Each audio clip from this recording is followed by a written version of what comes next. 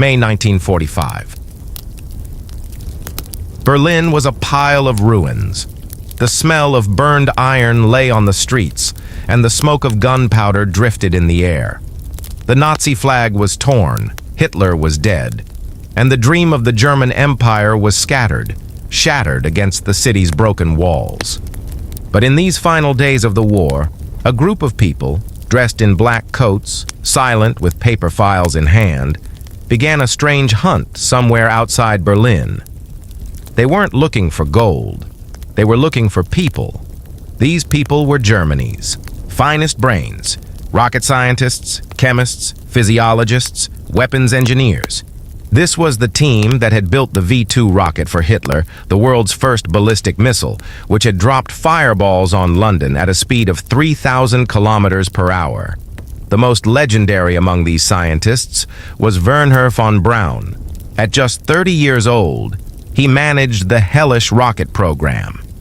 His dream was to send humans to the moon, but Hitler had dragged that dream onto the battlefield. When Germany surrendered, both Russia and America realized that the key to the future lay hidden in the hands of these scientists. Whoever could pull them into their camp would gain the future of rocket technology, the secrets of atomic energy, and even the first chance at space exploration. Then began a secret race. The hunt for the Nazi scientists. The American military, the intelligence agency OSS, later the CIA, and a group of secret policymakers formed an Operation Paperclip. Why the name Paperclip? Because these scientists were secretly clipped onto American paperwork, as if they had suddenly become citizens, as if their Nazi past could be erased with a piece of paper. Von Braun wanted to surrender to the Americans. He knew that if he fell into Russian hands, his future would end in a Siberian labor camp. So with his colleagues, he burned some documents, hid some rocket blueprints in the sand, and set off towards the American border to surrender.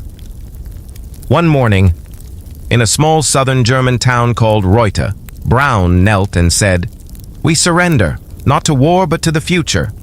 This was the silent beginning of America's space age, but not everyone was happy. American journalists, some members of Congress, and human rights activists demanded to know, how were high-ranking members of the Nazi Party being made American? Citizens, their war crimes overlooked? Their files bore stamps like SS officer and slave labor use, war crimes?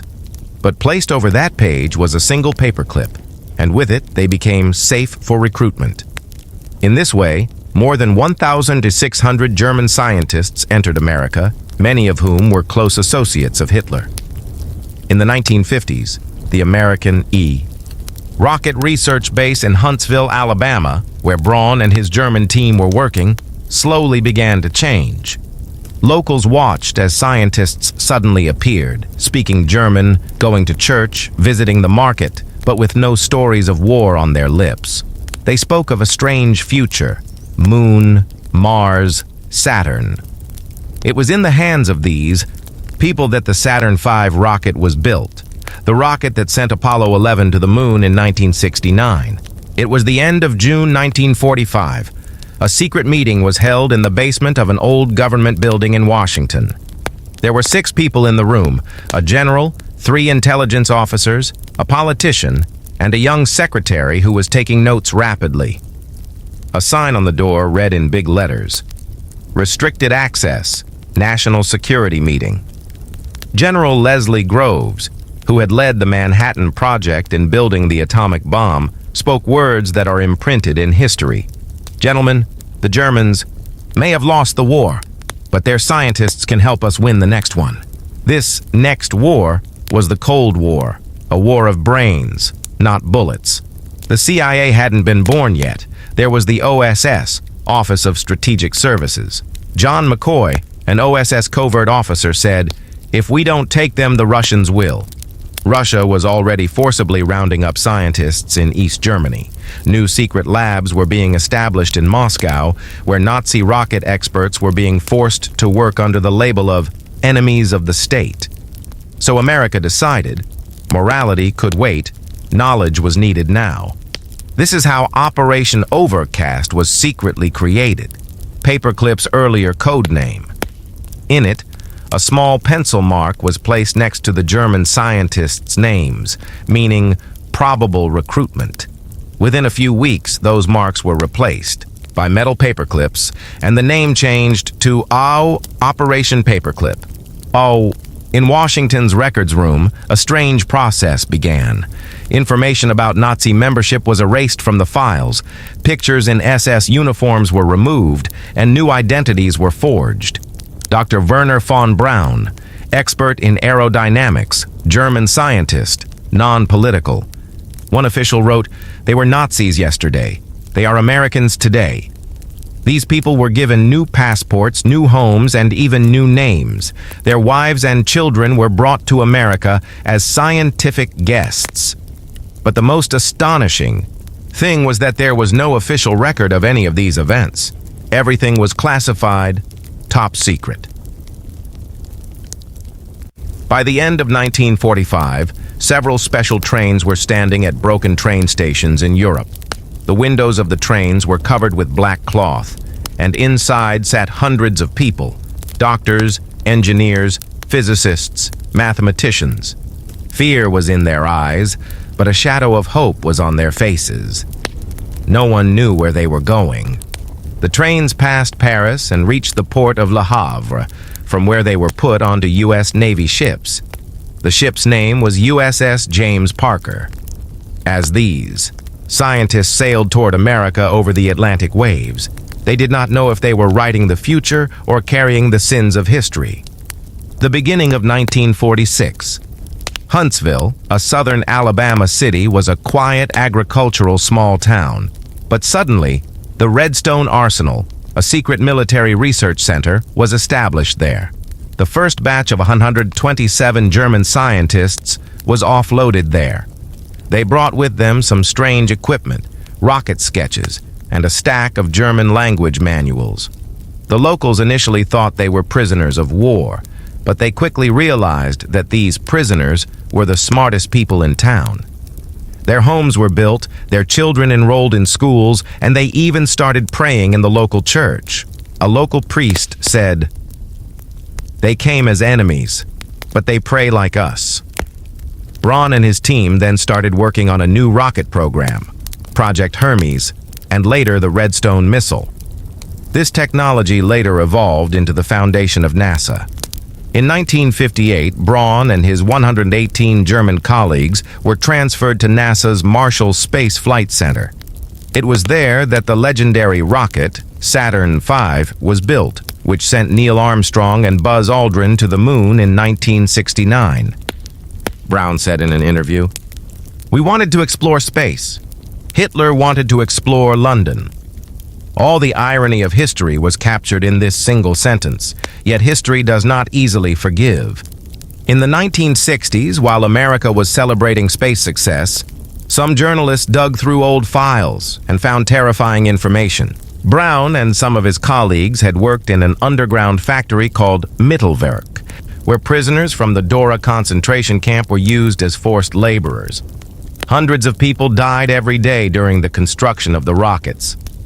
Their bodies were thrown into a cave behind the factory. When this truth was revealed, American public opinion was divided into two camps. Some said, "They gave us the moon," others replied, "But they built it on bones." There was no official acknowledgement of Operation Paperclip until the 1980s. All information was kept secret under the guise of national security. When some documents were released in the 1990s, the American public first learned that the shadow of Nazi technology lay behind their space history. And most surprisingly, many of these scientists were still alive, living peacefully in retirement after receiving citizenship. Operation Paperclip was not just a military initiative, it was a massive test of morality. America proved that sometimes the truth can be erased if it is needed for power, but history does not forget, and this story is the proof of that. The end of 1945. After the fall of Berlin, two shadows were moving through Germany. One was America's, the other was the Soviet Union's. The intelligence agents of both countries arrived almost simultaneously in the mountainous region where the Nazis ran their rocket project. Mittelwerk. Beneath the ground was a vast, 20-mile-long tunnel where the fearsome V-2 rocket, human history's first ballistic missile, was built. But the tunnels contained more than just engines and iron. There were imprints of thousands of dead bodies, walls soaked with prisoners' blood. Soviet soldiers were stunned by the sight. One official wrote in his diary, "We came to find rockets. We found hell." As quickly as the Americans were gathering scientists, the Soviets were just as ruthlessly trying to take possession of them. They formed their own operation, Operation Paperclip. On a night in October 1946, Soviet soldiers suddenly raided East Germany and rounded up approximately 2,200 scientists and engineers along with their families. They were blindfolded, put on trains, and their destination was Moscow Oblast, Russia's secret military city. Among them was Helmut Greutrup, who was previously Wernher von Braun's deputy. He was forced to work on the Soviet rocket program. His design led to the subsequent R-7 rocket, which launched the world's first satellite in 1957, Sputnik 1, October 4th, 1957. It was 10 p.m., and radio operators at a secret Soviet base screamed in elation, "It works! It's in orbit!" The entire world was stunned by the beep-beep sound of Sputnik. That sound traveled via radio waves to American schoolhouses, newspapers, and to President Eisenhower's dinner table. America trembled in panic. "The Russians are above us!" This single event initiated the space race, a competition that was not just for space, but for mental superiority. In a panic over Sputnik, America formed NASA, National Aeronautics and Space Administration, in just 1 year. Its main goal was only one thing: to defeat Russia in space. At NASA's Huntsville base, Braun and his team were working day and night. Their new rocket, the Jupiter C, successfully flew in January 1958, carrying America's first satellite, Explorer 1. It was then that President Eisenhower said in a meeting, "The same German minds that once built Hitler's rockets are now building America's dreams." This sentence is as much a source of pride in history as it is a mockery. At this time, the CIA started a secret unit named the Office of Scientific Intelligence. Their job was to monitor Russian scientists and find more European experts to recruit to their own side. A secret CIA report stated, "The future war will not be fought with bullets, but with brains." And that war was then fully underway. Rocket design, satellite technology, even spacesuit design, everything bore a German imprint. In the early 1960s, Braun became a national hero. His interviews on television, books, speeches, he was like the Columbus of space. But at the same time, the German War Victims Organization, survivors of Dora, raised accusations against Braun. They claimed that Braun knew about the torture of prisoners, yet he remained silent. One surviving prisoner said, "He looked at us, but he never saw us." These allegations did not lead to any legal consequences, because at the time, Braun was America's Golden Man of NASA. July 1969.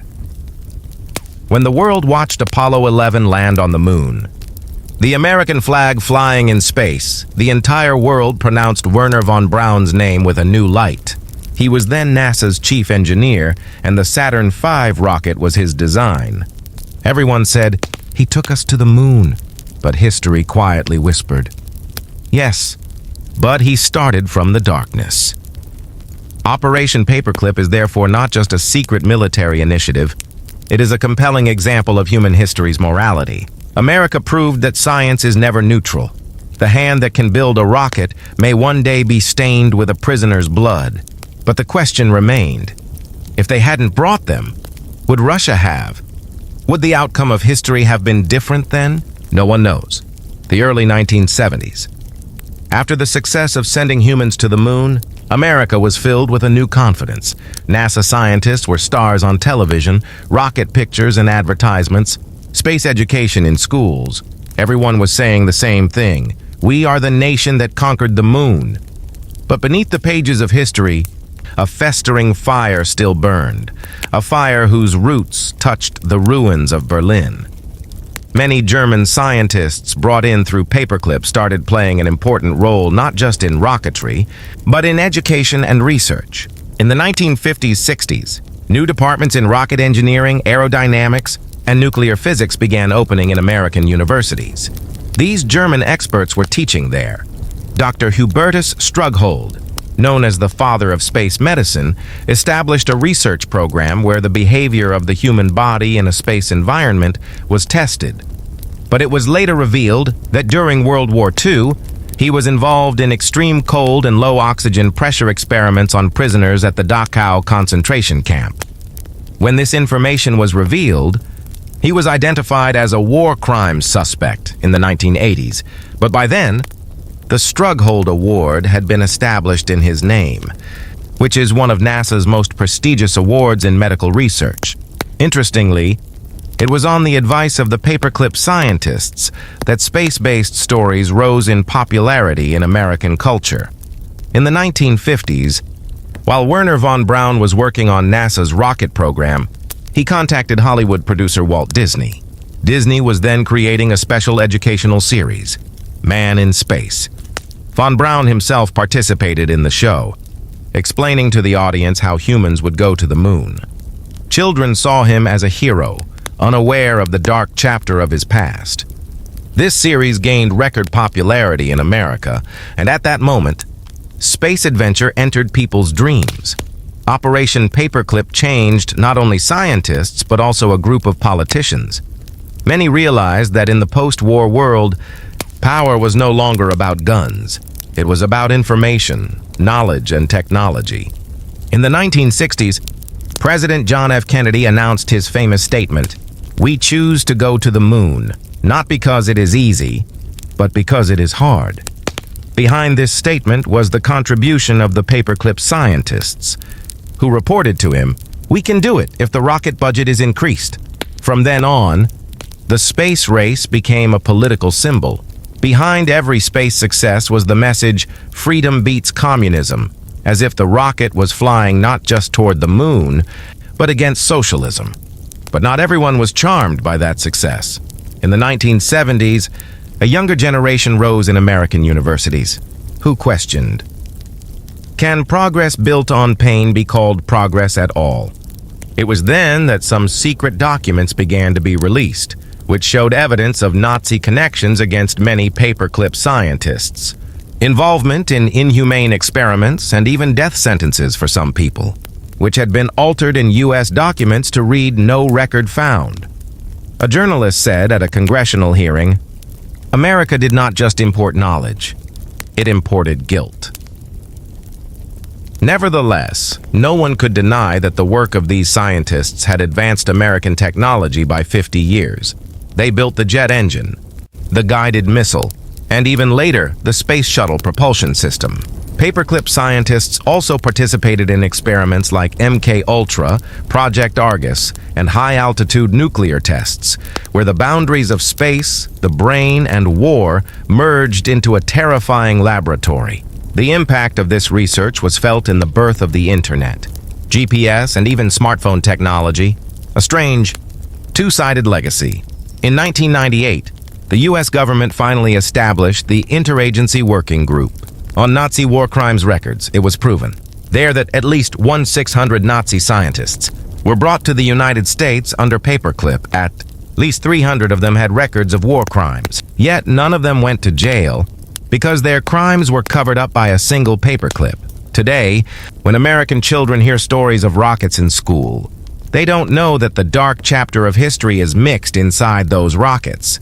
They know NASA took us to the moon, but very few know NASA began with the ghosts of Germany. An old colleague of Braun later said, "We wanted to reach the stars, but perhaps we forgot to look back at the ashes we left behind." The time was the 1980s. The Cold War was almost over. The rivalry between Russia and America was entering the pages of history. But a group of historians and investigative Journalists were then searching for a truth that had been buried under the fires of war for 40 years. Among them was Linda Hunt, a young American journalist who, in 1985, published an explosive report in the Bulletin of the Atomic Scientists magazine, The Secret of Paperclip. Her report revealed for the first time how scientists involved in Nazi Germany's war crimes were given American citizenship. Their past records were destroyed, and history was distorted under the guise of national security. Linda Hunt's report caused a tremor in the White House, but the government remained silent. She was told, "You're digging in places that should have stayed buried." But once the truth comes to light, it cannot be stopped. In the 1990s, through the Freedom of Information Act, FOIA, some researchers gained access to U.S. documents. Startling information was revealed there. At least 1,600 German scientists, 6,000 people including their families, were brought to America. Many of them were SS members, and some were accused of crimes against humanity. The most surprising thing was that the operation was authorized directly from President Truman's office, although he stipulated, "No active Nazis shall be brought." But the paperclip officers bypassed that rule and altered the documents to show those scientists as come in clean. Among the documents were details that are still frightening today. One report stated the use of forced labor at Mittelwerk was known to Dr. von Braun, meaning Wernher von Braun knew that inhuman torture was being inflicted on prisoners in his rocket manufacturing factory. Another file revealed Dr. Kurt Debus, who later became the director of NASA's Kennedy Space Center, was an SS officer who had taken an oath under the Nazi flag. When all this information became public, America was stunned. Many could not believe that the people they had been proud of could have such a terrifying past.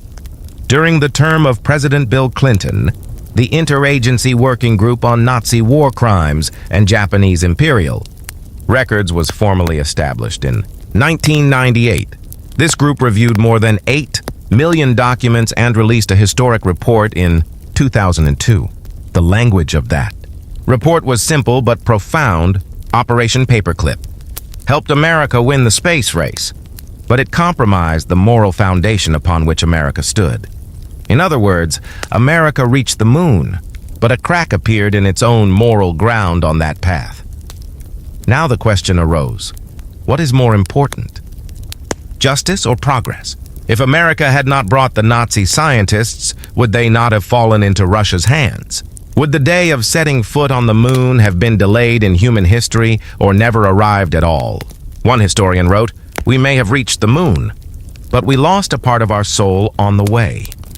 This quote is still cited in university textbooks as a nation's soul-searching.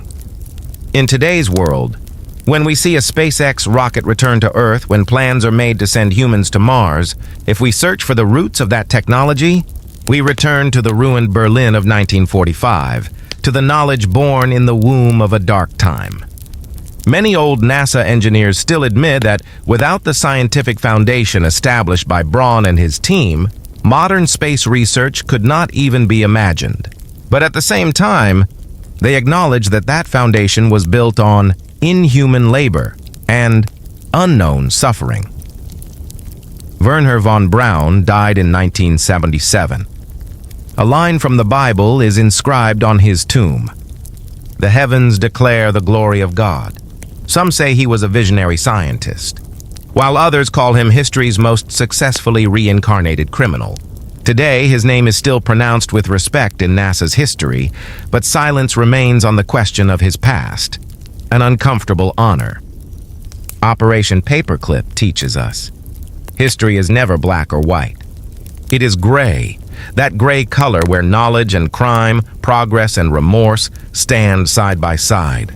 America may have been the first to reach the moon, but beneath every step of that ladder was buried the lament of history. Every rocket went up into the sky, but its shadow fell on the ground of the past. We'll go beyond the moon, to Mars.